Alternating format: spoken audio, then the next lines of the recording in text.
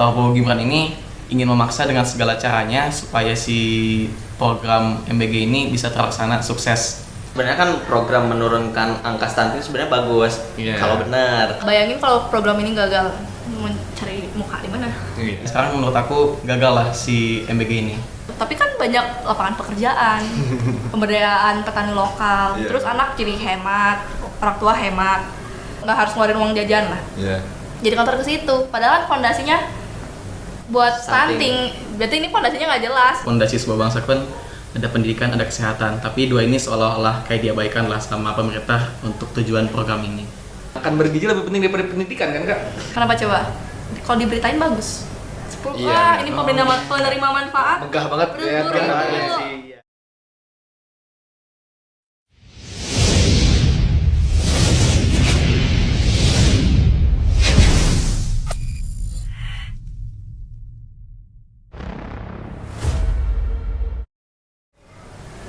Oke, halo Kemamipa, kembali lagi bersama kami Departemen Kajian Aksi Propaganda Strategis di Bukan Laboratorium episode kedua. Di episode kedua ini kita bakal bahas mengenai MBG yang mungkin akhir-akhir ini cukup kontroversial gitu. Mungkin sebelum kita lanjut, aku ingin memperkenalkan diri dulu sebagai podcaster. Kenalkan, nama aku Baritinan Buana Raya dari FMIPA Angkatan 2022. Aku Gibran, mahasiswa Matematika Unpad dari Angkatan 2022 yang nemenin Barik di sini. Terus kita juga nggak sendiri ya, nggak berdua doang ya, ada orang-orang keren yang bareng sama kita ya. Salah satunya ada mahasiswa berprestasi ya dari salah satu universitas di Bandung. Boleh memperkenalkan nggak? Hai, aku Shilpa, bisa dipanggil Shilpa. Aku udah lulus, aku mahasiswa gizi di universitas di Bandung. Boleh sebut aja dari mana? Aku dari UPI. Terus?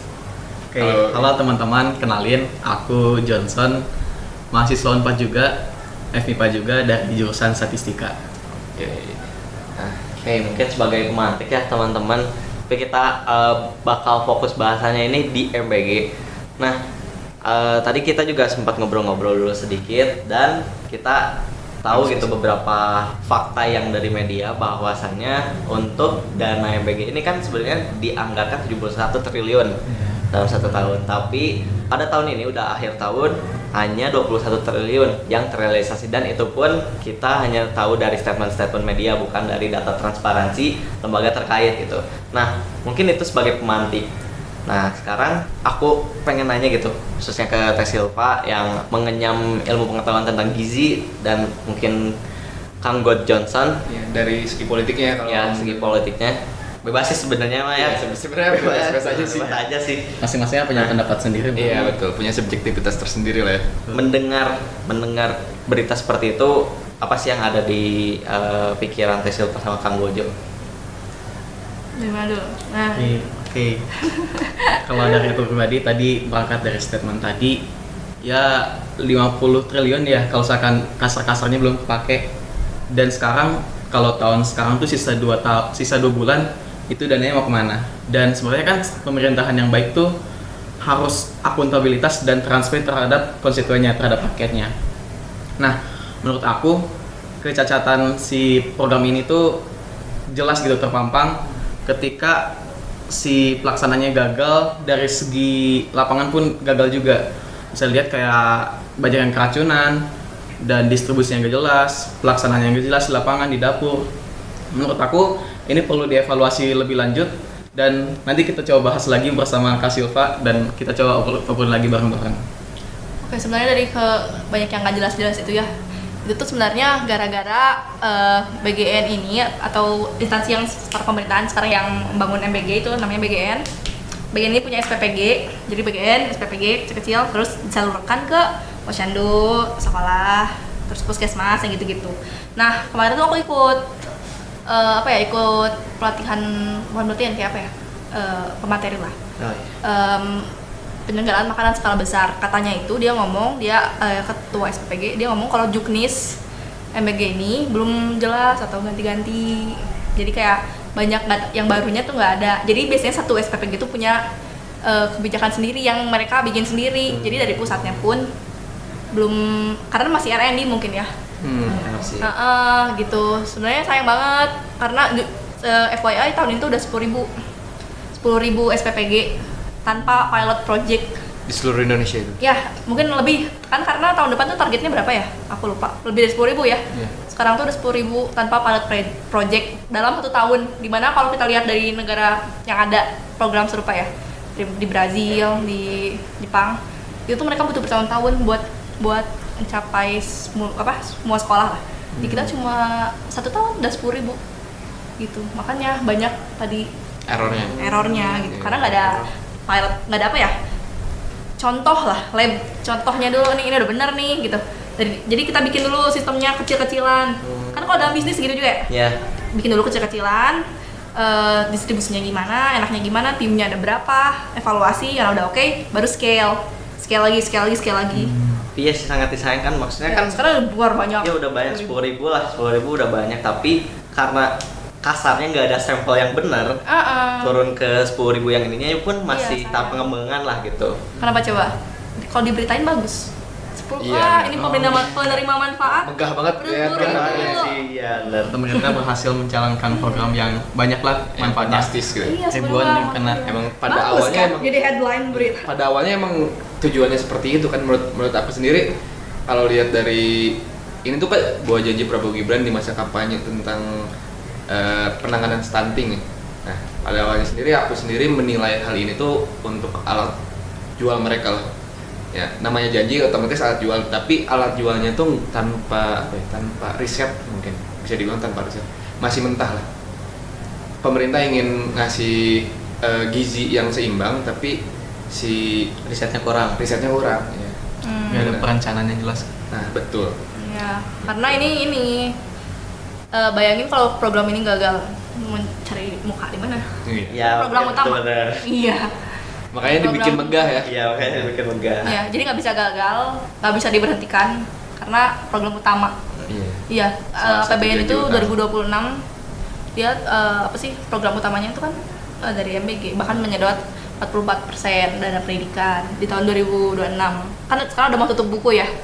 Iya, Jadi mau tutup buku udah diajuin anggarannya tahun depan itu 300 triliun. Itu tuh 44%. 60%-nya dikemanain? PDP, Iya. gaji guru. Gaji dosen. Ya orang ngeluh gaji guru kecil karena banyaknya ini buat buat Iya, PG, PG. bos, buku, bos, PDP, KIP. Nah, sisanya bagi-bagi situ. Nah, 60% dibagi-bagi tapi 40% buat MBG aja Satu, gitu. iya. 44%, hampir 90% ya lah. Iya. Hampir Ya. setengahnya ya. Iya. Kayak ada sangkut pautnya juga ya sama naiknya mahasiswa di sini. Kayak jadi PTN di sini butuh duit karena kurang dari pemerintahnya yang Iya. Oh, iya, pakai kemarin juga ada masalah sebenarnya. Iya. Apa tuh? Duit, UKT. Lebih ke ini sih, KIPK sih ya.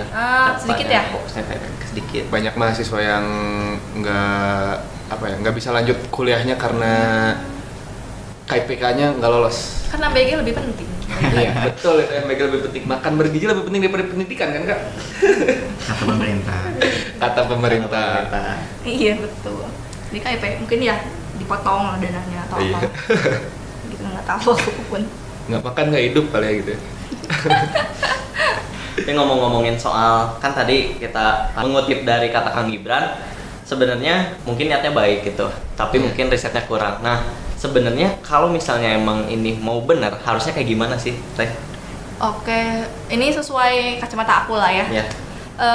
Yang tadi aku sebutin harusnya itu yang pertama itu pilot project harus banget ada percontohan Sampel yang bener lah. sampai bener, jangan dimasifkan dalam satu waktu 10.000 1 tahun apa enggak, kan 10.000 1 tahun juknisnya masih berubah-ubah apa enggak Ya. sekolahan gitu orang-orang. Iya, betul. Yang pertama itu harus bikin pilot project yang sukses, yang kayak oh ini dia tahu butuh karyawan berapa, dia tahu dananya apa sih, penerimaan bahannya jam berapa, apa akuntansinya seperti apa, udah gitu udah oke, distribusinya seperti apa, kan distribusi juga jadi masalah kan sekarang. Alurnya Jadi udah jelas lah ya gitu. Satu SPPG itu harus ngasih ke radius 30 km, which is jauh 30 km Iya, tuh. jauh. Oke, di Jakarta misalnya bisa lewat jalan. Iya. Gimana kalau yang Papua?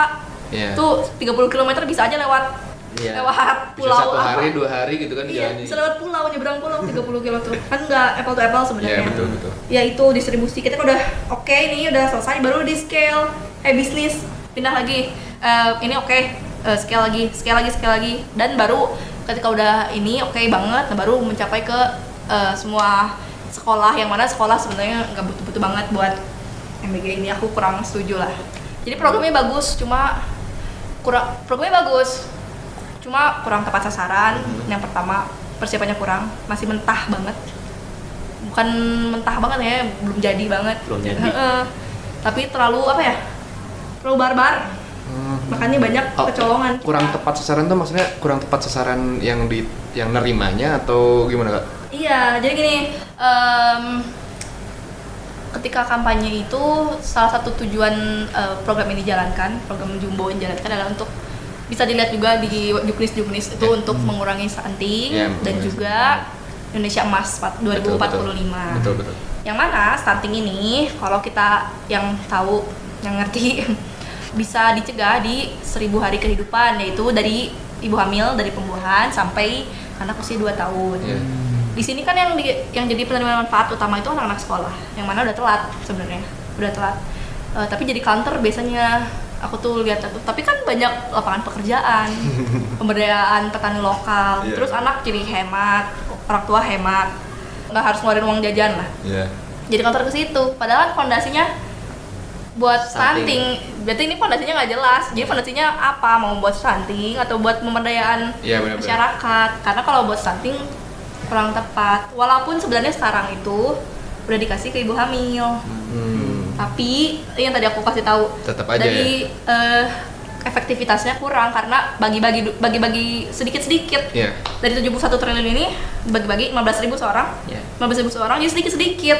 Sedangkan yang ini lebih perlu daripada yang ini. Ibu hamil lebih perlu daripada anak sekolah. Jadi sama aja. SD, SMP, SMA gitu. Iya, sama aja. Jadi sedikit-sedikit, yang ininya lebih perlu, yang ini nggak perlu-perlu banget. Ini kan nggak efektif ya. Iya, betul. Iya, tapi kan orang nggak ngerti di situ. Gitu, simpelnya lah. Kayak jadi jatuhnya tuh kayak dampak pendek doang. Kalau aku lihat ini bukan nyelesain stunting, tapi lebih ke arah menuhin asupan gizi dari siswa-siswi. Karena kan fundamentalnya tadi sebut ya, kalau misalkan stunting itu harusnya 1000 hari pertama. Cuma malah targetnya malah ya usia SD, SMP, yang justru bukan stunting lagi yang dibicarakan, tapi bagaimana mereka bisa ngisi perut mereka. Ya gitu. Ini fondasinya tuh nggak kuat, tujuannya tuh nggak kuat. Kayak gitu. Dia belum matang lah. Seakan-akan ganti tujuan di tengah lah ya, kan awalnya tujuannya stunting nih, terus malah ke anak SD, SMP, SMA. Terus tadi juga malah tadi di counternya karena ini mau ke lapangan pekerjaan segala macam. Tadi kan kejadian di awalnya stunting gitu. Kok udah kesini malah ngomongin lapangan pekerjaan gitu. Makanya nggak bisa diberhentiin sekarang, karena udah berhenti sekarang. Saya jadi pengangguran. Iya sih. Dari awal udah ya mohon. Program kerja ini tuh realistis nggak? Kalau dari aku ya ini aja lah gampangnya. 10.000 beli apa sekarang? Iya benar. Mahasiswa aja nggak cukup ya makan 10.000 ya? Nasi sama ayam geprek. Iya. Cukup. Jadi harus memenuhi ini isi piringku itu ada nasi, ada protein, nasi, sayur, buah. Apa 10.000 cukup? Iya benar. Sebenarnya itu ya realistis atau enggak? Karena brandingnya kan bergizi ya, bukan cuma sekedar makan gitu. Maupun tiba-tiba ada kornet. Ada burger juga. Iya, tipis. Ya. Kalau dari aku sih, dari ini ya, dari udah jadinya ya, kayak gitu. Realistis mungkin kalau sistemnya baik ya dari awal. Tapi maksudnya gimana? Dari ini gimana? Kalau dari aku nggak realistis sih. Apalagi bicara soal anggaran, kayaknya kurang sih kalau misalkan kita ingin mencakup ke seluruh pelosok daerah. Terus dengan anggaran yang terbatas tuh kurang. Kayak kita tuh perlu anggaran yang lebih lagi biar semua tuh tercapai gitu. Kayak tadi kan sempat dimention kalau cuma titik-titik tertentu aja nih yang malah yang nggak membutuhkan si MBG ini. Kalau misalkan emang bicara pengen merata gitu, inklusif, menurut aku anggarannya perlu diperbesar lagi. Tapi ya tadi banyak titik-titik ataupun lubang-lubang yang bikin anggaran ini nggak tepat sasaran. Menurut aku kayak gitu. Kalau anggaran diperbesar 300 triliun udah besar loh. Iya 300 triliun tuh udah gede. Belum cukup besar kah? Menurut kamu? Tadi juga sempat nyinggung kan 70 triliun kan. 71 triliun dan cuman dipakai 23 triliun kan? Ya berdasarkan statement bukan data ya. Berdasarkan Karena statement kita nggak tahu. dari berita-berita ya dari media-media. Betul. Nah, 23 triliun yang dipakai. Berarti sisanya masih besar. Kalau misalnya bicara anggaran tuh bisa dibilang anggaran tuh udah cukup berlebih ya karena baru dipakai 23 triliun kan. Sisanya kemana? Nah, itu harus dipertanyakan kan. Uang transport. Mungkin atau uang birokrasi mungkin. Mungkin birokrasi. Terus selain kurang matang mungkin tadi gizinya nggak dapet, nggak on point, terus 10.000 dapat apa kan tadi? Apa lagi ya? Rik? Ini sih mungkin yang perlu teman-teman tahu atau kayak Mami Fatwa atau masyarakat luas yang tahu sebenarnya tadi kan kita ngomongin pilot project sampel yang baik. Nah, kita ngomongin sampel yang baik, emang harusnya kebutuhan gizi yang diperlukan oleh manusia 1000 hari pertama hidup itu seperti apa gitu? 1000 hari pertama hidup tuh beda-beda ya. Ibu hamil tuh bisa, kalau manusia kayak kita, maksudnya umuran kita lah, 2000 biasanya. Rata-rata nggak 2000 sih, kayak lebih kurang ya, dianggap sama rata lah. Kalau di rumah sakit itu 2000 semua. 2000, ibu hamil tuh lebih tinggi, bisa 2500, kemudian 3000. Atlet sih biasanya 3000, 2500 lah ibu hamil tuh. Nah, menyusui itu asupan apa? Kalori. Oh. Proteinnya sekian, itu bisa dilihat di angka kecukupan gizi, nanti bisa ting. Nah, angka kecukupan gizi itu bisa diakses Iya, bebas. benar. Tinggal cari aja di website angka kecukupan gizi. Itu yang bikin Kemenkes. Jadi bisa lihat umur berapa, tingginya berapa, berat badannya berapa, rata-ratanya sekian. Itu ibu hamil beda tinggi lah, 2000 sekian. Nah, itu banyak 2000 tuh. Kalau nasi itu bisa berapa centong ya? 2000, bisa 2 centong nasinya. Itu tuh banyak, dengan menurut aku nggak realistis dengan uang segitu, ininya banyak. Itu tuh untuk satu hari berarti 2000. Iya. Itu. Ini sehari sekali makan apakah memenuhi? Enggak kan? Itu kan 2000 sebenarnya enggak gitu. Enggak realistis juga sebenarnya. Dari berarti 1000 hari pertama ya. Nah, kayak gitu kebutuhannya itu beda-beda. Berarti 2000 kalori. Kalau yang kalau ibu hamil tuh 2500 rata-rata, lumayan gede loh. Nah, yang bisa kita perbaiki tuh ininya sih, apa ya? Yang tadi si sistemnya tuh berarti harusnya kan ke ibu hamil lebih sasaran utamanya. Yang butuh kalori gede dengan budget 10.000 itu. Fotonya tuh. Kalau misalnya jangka panjangnya bisa menurut Teh Hilpa dan Kang Gojo bisa diterusin nggak? Kayak MBG itu jadi program yang berkelanjutan antar pemerintahan, antar kepengurusan mungkin ya, antar periode gitu. Itu menjabat. Gimana dari pandangan kayak Hilpa dan Kang Gojo, MBG itu harus dilanjutkan atau enggak gitu? Gimana? Kalau dari aku penting sih melihat siswa-siswi ataupun anak-anak ya beragam umur tuh masih kurang lah gizinya. Cuma balik lagi, perencanaan yang dilaksanain sekarang tuh kurang jelas. Kayak harusnya tuh pemerintah bisa nge-survey dulu gitu, kayak penduduk-penduduk mana sih yang kurang gizinya, dan secara perencanaan kayak gimana di lapangan, kayak nge-spot dapur-dapurnya tuh kayak gimana. Yang kayak gitu-gitu tuh harus di-clearin dulu dari sekarang. Dan tadi bener, kalau misalkan kita harus ngelaksanain dulu pilot project dulu, jangan sampai yang kayak sekarang terjadi, kayak langsung dikembor-kemborin jumlah MBG-nya, dan sekarang menurut aku gagal lah si MBG ini. Bukan gagal ya, kurang tepat sasaran. Iya. Jadi dia memang bisa jadi yang kata aku tadi, dia bisa jadi legacy project ketika pemerintahan sekarang udah selesai. Nah, lanjutkan karena ini bisa jadi nama baik dia bagus nih menurut aku. Program ini siapa yang mencetusnya ini gitu. Kan nama baik dia dapat kan. Dan pasti itu bakal jadi menurut aku jadi legacy project. Tapi apakah butuh atau enggak? Nah, kita lihat ini sih, lihat apa ya? Hari ini yang di Indonesia butuhkan tuh apa? Apakah makan bergizi gratis atau enggak? Gitu. Jadi keberlanjutannya itu dilihatnya menurut aku. Apakah evaluasinya nih lanjutin atau enggak? Lihatnya dari kebutuhannya. Kebutuhannya ini masih butuh atau enggak? Balik lagi yang tadi tujuannya yang fondasinya belum kuat menurut aku kan. Ya tujuannya masih simpang siur, tujuannya apa? stunting enggak. Masih bisa berubah di tengah lah tujuannya. Menurut aku harus dievaluasi at the end, apakah kita masih butuh program ini atau enggak. Jangan sampai nggak ada evaluasi ya, karena anggarannya gede banget.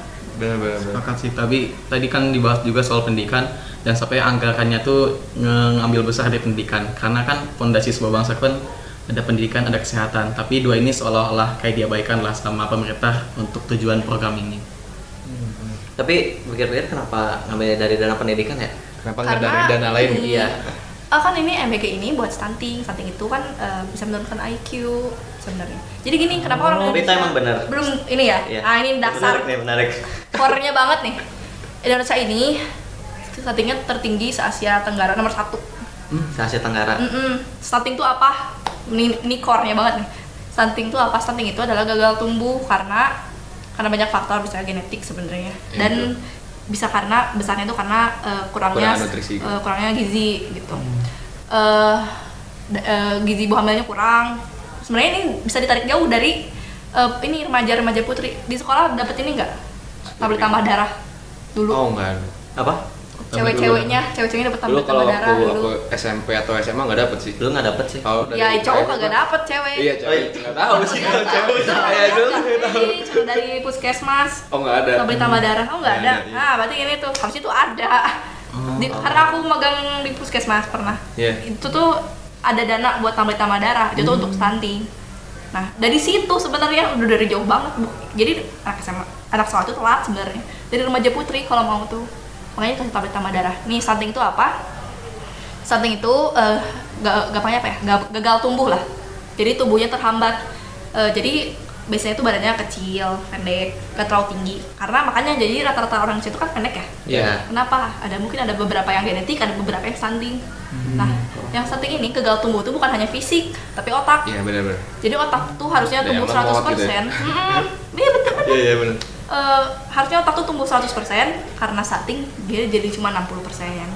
Oke. Akibatnya dia belajar susah nerima, susah nginget, susah belajar, susah komunikasi.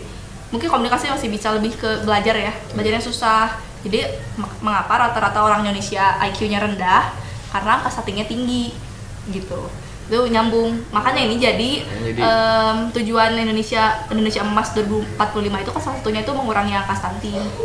Nah, ya, itu stunting itu kayak gitu. Makanya sepenting itu gitu. Makanya program MBG dijalankan karena stunting itu sepenting itu. Makanya dananya diambil dari pendidikan. Iya, karena ngaruhnya ke otak, kognitif, sekolah. Berarti setinggi itu ya urgensivitasnya? Iya. Stunting itu ibaratnya gini lah, orang banyak stunting, Indonesia itu banyak stunting tertinggi nomor 1 se Asia Tenggara. Terus kita tuh bakal jadi generasi, kita bakal jadi pemimpin, kita bakal jadi presiden, kita bakal jadi dokter. Betul. Sedangkan orangnya banyak stunting gitu. Apakah nggak gimana bawahnya? Benar. Jadi stunting itu gampangnya tuh orangnya susah nerima informasi.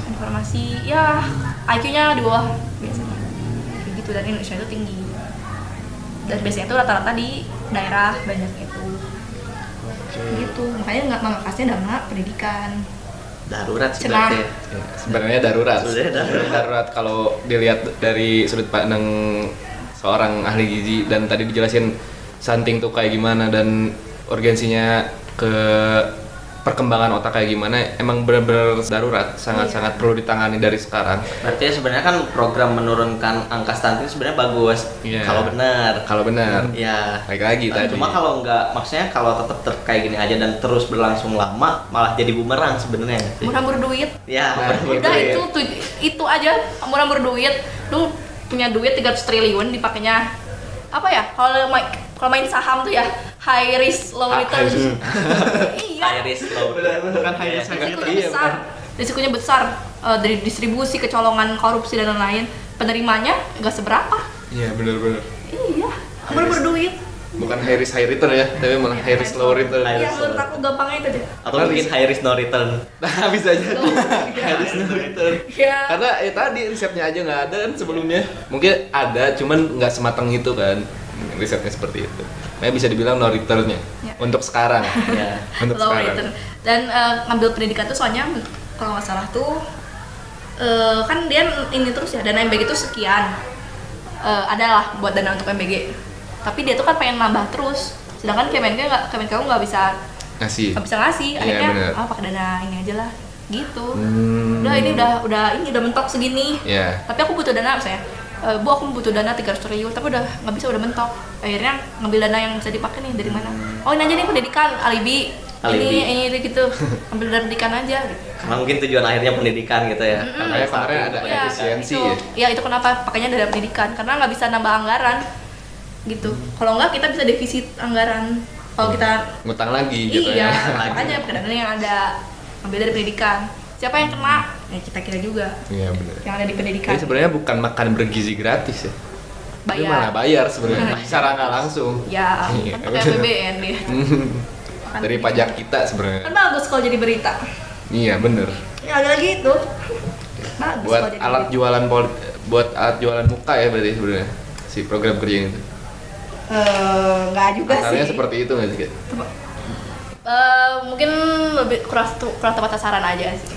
Bagus programnya. Kalau tepat sasaran. Kalau tepat sasaran. Betul. Sasaran sistemnya tepat, bagus. Mungkin something bisa diturunkan dengan program ini, who knows gitu. Kalau tepat sasaran dan sistemnya bagus dari atas. Ya. dari brigjen. Balik lagi tadi ke sistem berarti. Yang salahnya tuh sistemnya berarti. Bukan si program kerjanya. Iya, terlalu buru-buru. Betul. Karena kan pasti maksudnya ada program ini pun melihat negara lain pun menjalankan program ini berhasil gitu. Tapi kan ada faktor-faktor yang harus disesuaikan gitu. Maksudnya mungkin nggak dilihat sama Indonesia atau gimana. Gitu. Kalau sama negara Cina juga beda lah kualitas SDM-nya. Ya. Pendidikan mereka beda, cara mereka megang dananya juga beda. Terus orang Indonesia kalau megang dana kan ya dikemanin dulu lah segala macem. Emang dikemanain jauh biasanya? Ya bisa aja dikantongin dulu atau gimana. Skeptisnya seperti itu mungkin ya. Skeptisnya. Tadi mau nyinggung juga ini. Kemarin tuh lagi banyak berita-berita tentang anak-anak keracunan. Itu tuh apakah mereka alergi atau punya pantrangan tersendiri makan sesuatu, atau emang si yang disajikannya tuh Kurang layak. basi atau kurang layak gitu. Itu gimana dari pandangan Kang Ojo dan Kak Silva?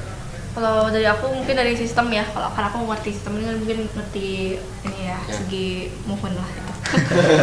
Kalau aku kan lebih sistem ya. Jadi gini, kenapa bisa keracunan? Ini ngeri juga ya keracunannya, lebih dari 10.000 kemarin baca. 10.000. Oh, terakhir aku baca 8.000 loh. Berarti lebih banyak lagi. Beda data berarti. Ya, Atau itu berdasarkan enggak, mungkin update sumber. aja. Ya, balik lagi sih. Sebenarnya Tadi statement statement media. berita sih Ya, sebenarnya. karena kita nggak punya data. Ada datanya ya. Tapi sekarang udah ada MBG Watch. Oh iya. Iya, Ya, itu dari tapi bukan pemerintah yang bikin, kayak apa ya, orang kita lah Oh. yang bikin. Jadi bisa tapi itu aduan buat ngelaporin, bukan Kan ada aja yang nggak transparansi data. ngelaporin gitu. Iya benar-benar. Itu buat aduan pelaporan, jadi bisa dipakai gitu lah. Nah, keracunan ini disebabkan tuh banyak faktor.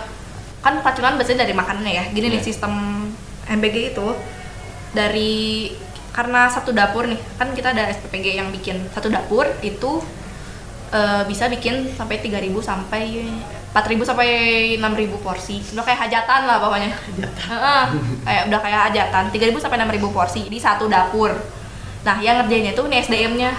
SDM yang ngerjain SPPG itu ada 3. Ada kepala SPPG, ada ahli gizi, sama ada akuntan. 3 orang, sisanya itu yang bantu masak. Biasanya warga-warga sekitar. Nah, kenapa bisa keracunan? Karena bikin porsi sebanyak itu harus dikerjainnya dalam dan harus didistribusikan pagi-pagi, siang atau pagi. Bikin itu dari malam. Jadi kerjanya SPPG itu kebalik. Dari jam 12 malam sampai jam 10 pagi. 10 pagi. Jadi kebalik kerjanya. Nah, dari jam 12 malam itu udah masak dan lain-lain. Nah, didistribusikannya jam 10. Nih, dalam jangka waktu segitu dengan dapur yang kurang layak lah. Jadi gini, FYI, dari 10.000 SPPG cuma 80-an yang punya sertifikasi hygiene. Jadi lebih kurang dari 2% sebenarnya. Dan keracunan itu disebabkan oleh yang 2% itu. Terus kenapa ada kenapa cuma 2% yang baru lulus gitu, kenapa yang lainnya jalan tanpa sertifikasi itu kan nggak tahu aku juga. Bahkan 1% pun enggak sih sebenarnya. Ya 80 Iya. nggak tahu ya, bisa salah gitu. 0,08 sih. Ya, gak nyampe 1%. Pokoknya aku terakhir baca tuh cuma ada, mungkin sekarang udah ini karena udah ada orang yang evaluasi, mungkin sekarang udah naik ya. Kemarin tuh terakhir aku baca tuh baru 2% ya dari 10.000. 10.000 berarti 200. Yang lain tuh nggak punya sertifikat hygiene sama sekali. Dan yang ngurus hygiene itu siapa? Ahli gizinya. Yang mana satu orang ini harus ngurusin QC. QC itu apa? QC itu Quality quality control. control. Ah, Harus ada quality control. Ya. QC dari 4.000 sampai 6.000 Itu beban Per kerjanya hari berlebih berarti. dong berarti. satu hari. Itu kalau misalnya dari POV ahli gizi beban kerjanya gimana? Apakah layak banyak yang atau desain. Over atau Oh, berarti over Iya. ya? over. Satu persatu dicekin per kotaknya. Aku karena aku nggak pernah kerja di SPPG, aku dari review teman aku, kan teman aku mostly di kerja di SPPG. Iya, benar. Itu memang di QC-nya dari satu-satu, jadi dilihat. Memang kan 3.000 buat satu-satu. Sampai nggak capek ya? Tapi kadang karena kita capek ya udah aja biarin gitu. Nah, yang jadi keracunan itu yang pertama bahan apa sih dari jam 12 sampai jam 10 pagi itu Bisa jadi lama, nggak fresh lama gitu ya. banget nggak fresh. Iya, Ada betul. makanan yang misalnya makanan itu dari suppliernya ikan, ikan kan gampang basi ya. Iya, betul. Dari suppliernya itu sebenarnya udah nggak fresh, ya licik lah suppliernya. Oh. Nah, Ya, jam 10, oke. oh pas masih dimasak tuh masih biasa aja lah gitu. Tapi jam 10 karena kita nggak tahu itu holding time-nya itu kan Iya. nggak tahu, karena nggak QC-nya itu ahli gizi satu orang, bukan yang spesifik gitu. Jadi basi sebenarnya dia tuh, tapi nggak kelihatan karena apa? Bakteri itu ada namanya masa inkubasi. Iya, benar, Jadi dia benar. masa lagi berkali lipat gitu, tapi nggak kelihatan gitu. Mungkin ada titiknya lah di mana bakteri itu udah kelihatan. Iya. Sebenarnya ini tuh belum. Jadi ketika dimakan asam dikit, ya udahlah. Gitu lah.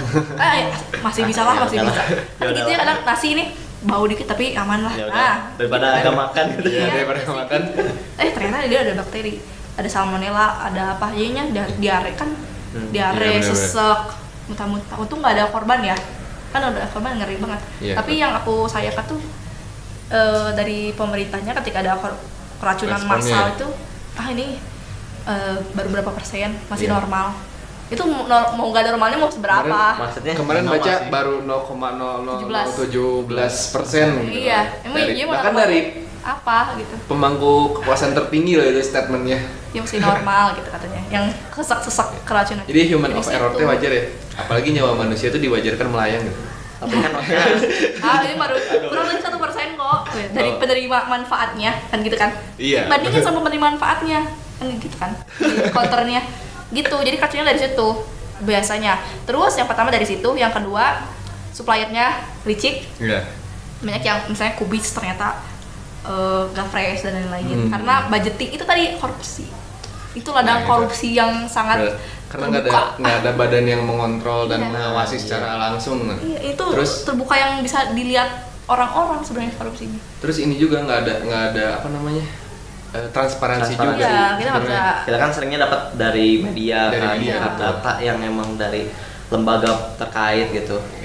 Gitu. Jadi kayak bisa aja suppliernya budgetnya 10.000 jadi ini 8.000 tapi kasihnya nggak fresh gitu. Tuh.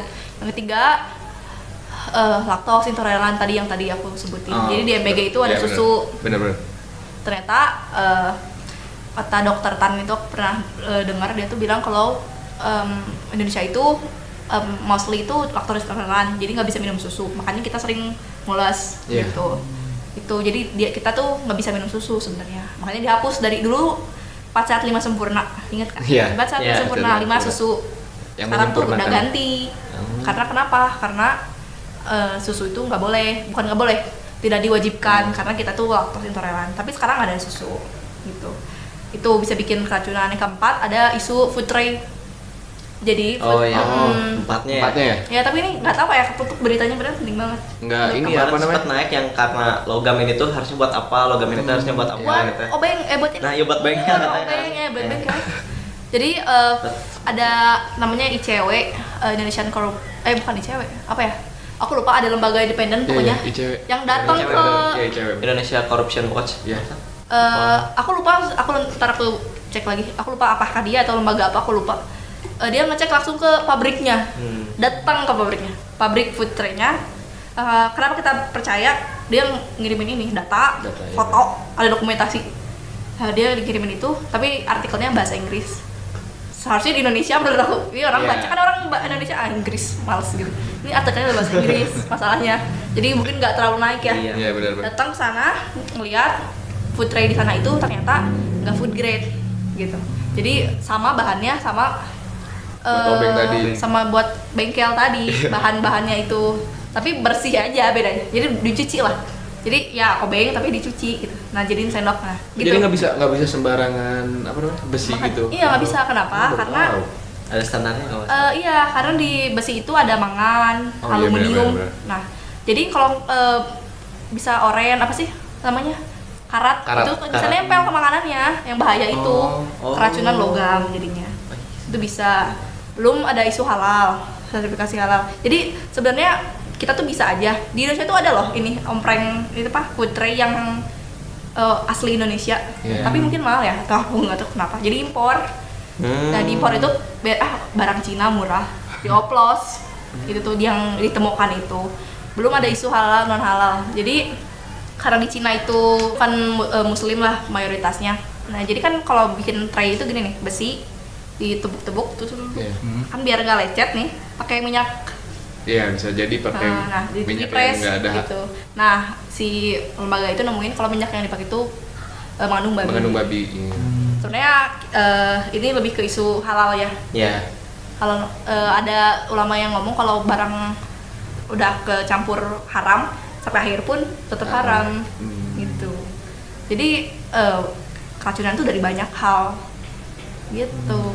Bukan dari bahan makanannya aja tapi dari Wadahnya juga. penyajiannya juga gitu ya. Iya, belum yang cuci piring. Kalau ada lah, aku pernah lihat. Karena banyak banyak ada 3.000 Iya, 3.000. tray, banyak pusing udah celup Oh, iya. ada sisa Oh iya itu sabun. trennya dipakai terus kan ya? Iya, ada sisa sabunnya, ada apa ya? Oh kirain sekali pakai buang. Enggak, Iya, dia pakai kirain terus. tuh sekali pakai buang. Sampah dong. Oh iya benar. Iya sih. Nimbun Besi. sampah juga sih. Benar. Celup apa? Ya dicelup ini ya, pokoknya gitu lah. Iya. Tadi Gitu. kan kalau misalnya ada kantor kan tadi bilangnya kalau naikin UMKM lokal atau naikin petani lokal dan lain sebagainya itu dari lihat dari food tray-nya aja harusnya bisa pakai yang lokal.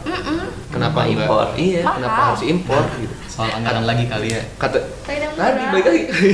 Kayaknya murah. Anggarannya Iya, gede iya, sih. sebenarnya kan 71 triliun cuma kan baru pakai 20 berapa tadi? Iya. 3. Mahal kayaknya kan biasanya pangan lokal tuh lebih mahal biasanya.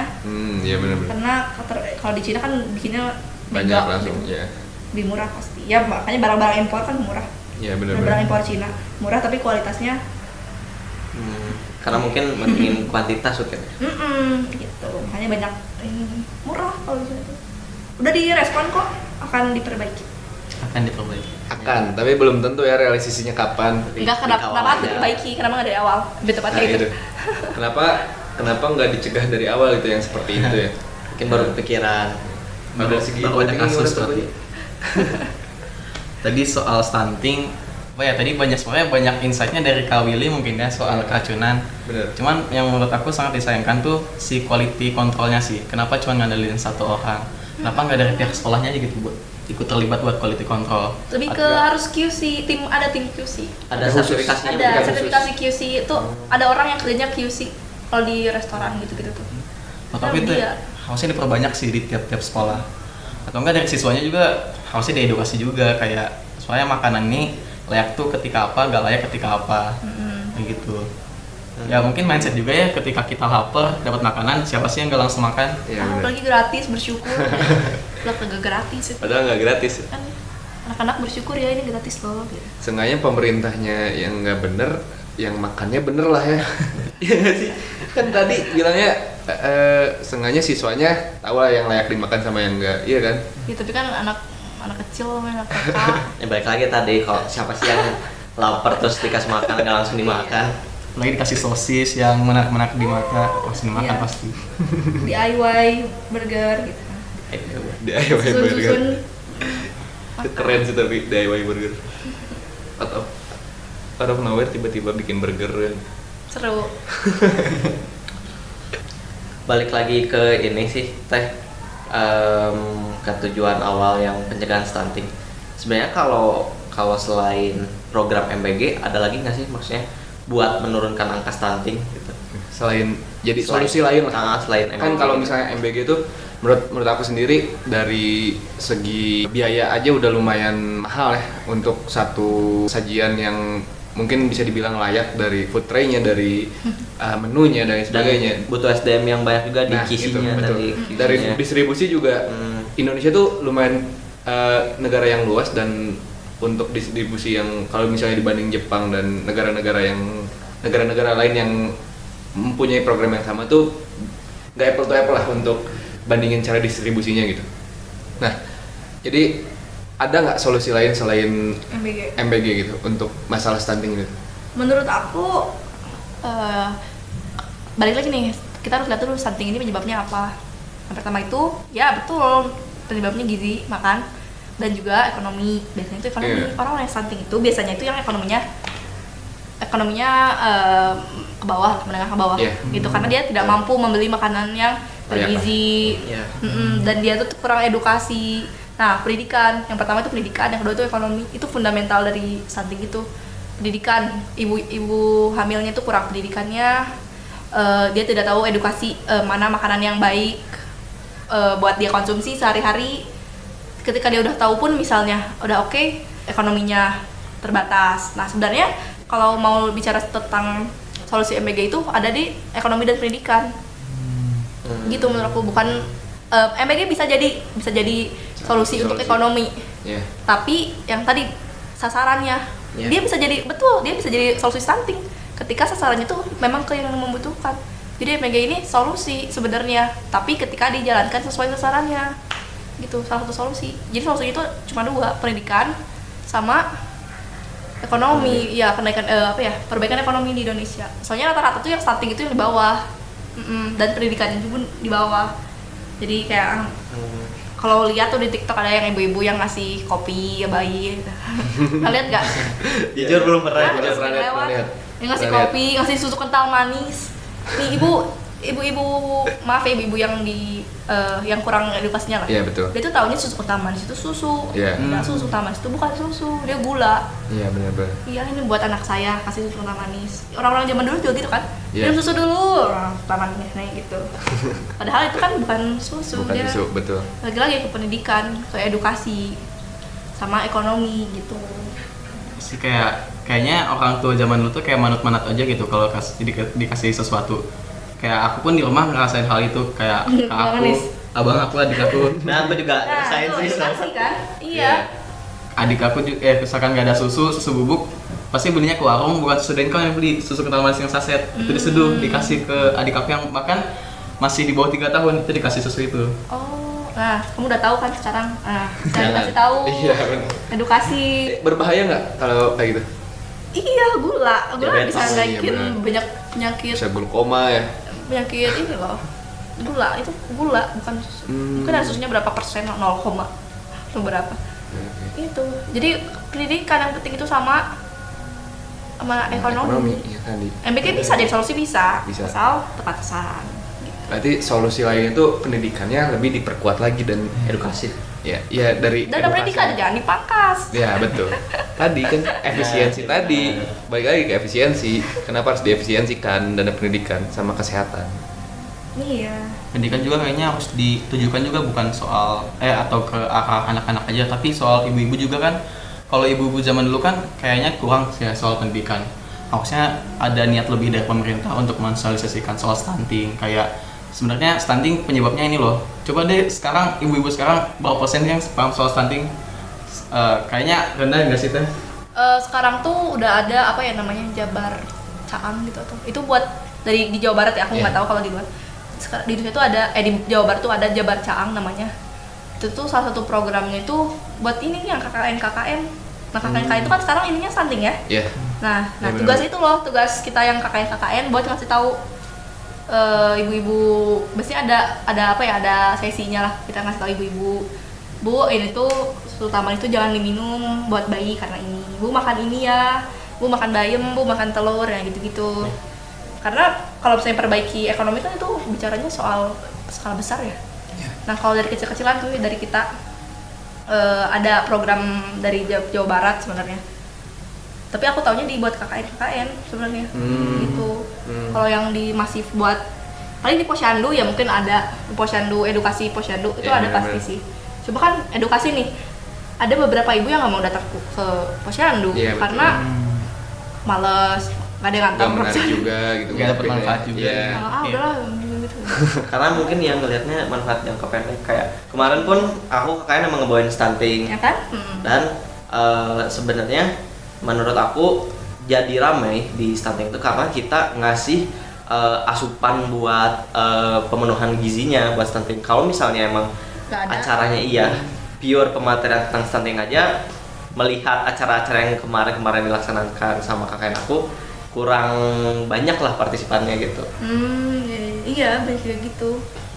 Saya sayangkan. Mindset solusi jangka pendek tuh emang harus diubah sih kayaknya. Ya ntar kita lah ketika kita jadi orang tua, Ya, jangan begitu. Ketika kita jadi, mungkin ketika kita menjabat juga di pemerintahan, suatu saat mungkin ya. ketika Gibran naik jadi presiden, mungkin Gibran ini ya maksudnya. Ya. Bukan.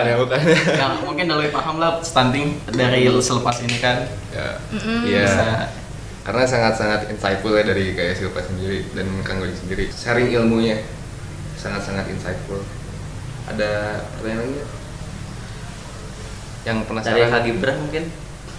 apa ya? Kalau dari aku segi politiknya sih kayak penasaran apakah stunting ini tuh emang benar-benar tujuan Presiden Prabowo gitu atau hanya sekedar iklan aja ketika dia MBG mungkin ya bukan Iya. stunting. Ya, Iya, MBG. ya MBG dibawain karena stunting kan, ya. Nah, atau hanya sekedar iklan aja itu sih lebih penasaran gimana kalau Kang Gojo kan Kang Gojo tuh bisa dibilang lebih paham politik lah.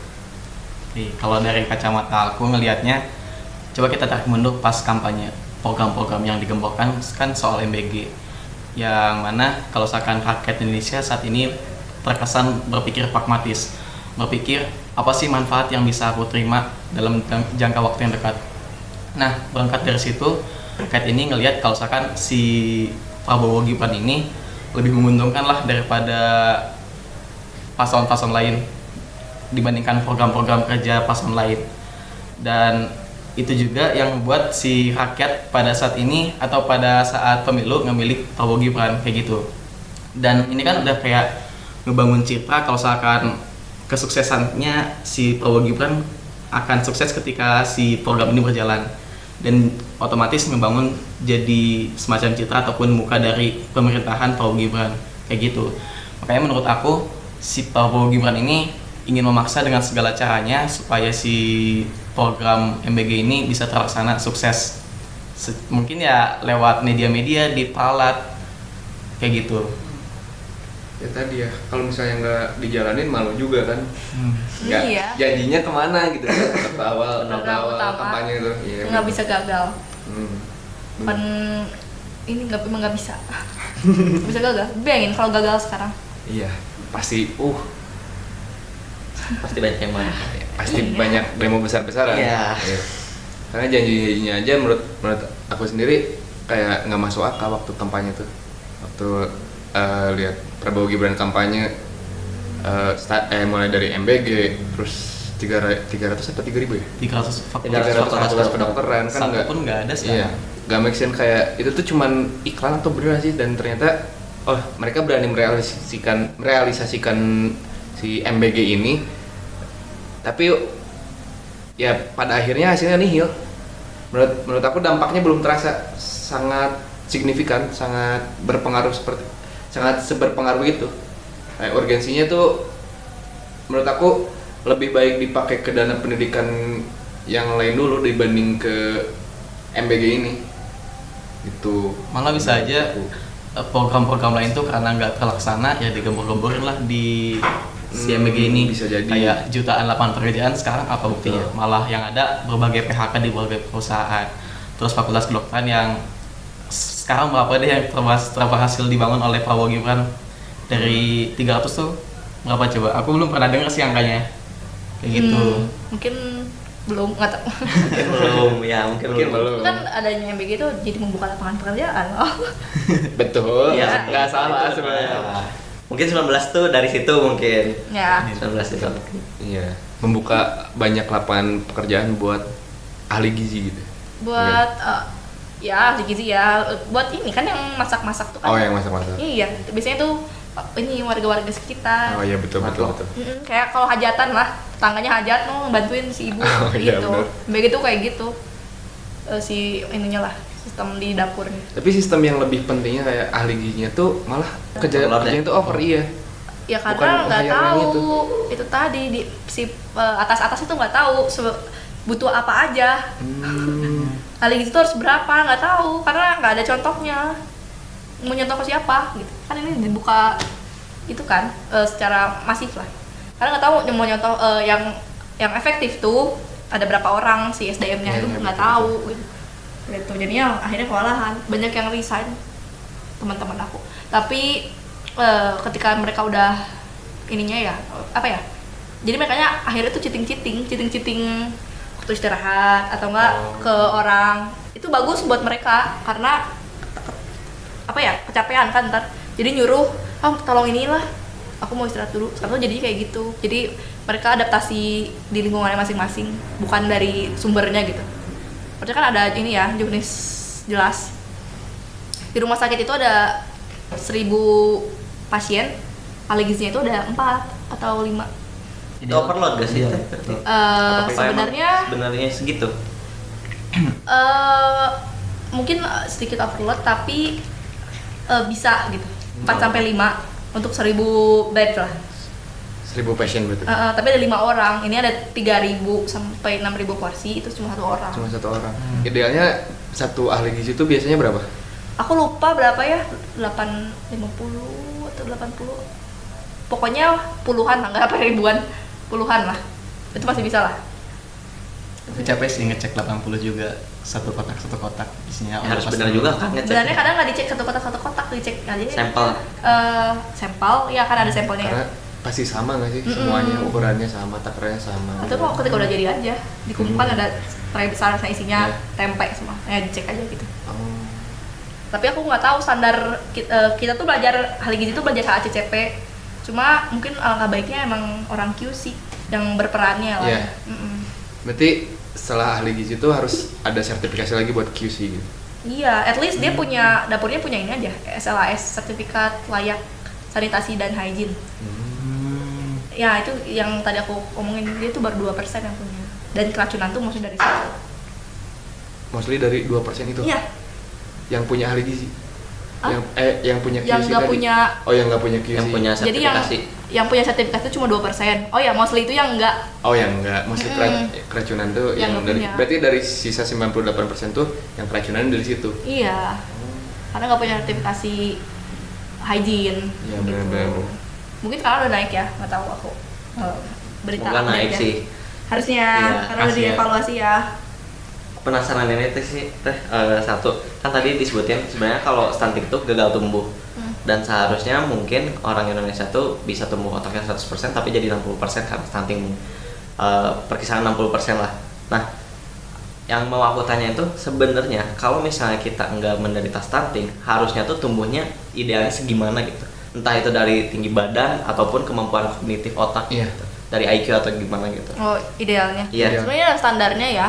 Nanti bisa baca sendiri. Standar. Jadi untuk bayi itu ada ini standar beratnya. Kan bayi itu harusnya beratnya berapa? 4 kilo, 3 kilo. Kalau 2 kilo kan ada bayi yang beratnya 2 kilo kecil. Nah, itu bisa indikasi. Jadi udah kelihatan sebenarnya dari lahir. Tapi bisa jadi genetik kan. Nah, ketika dibuus sama gizi yang baik, nah nanti anaknya tumbuh.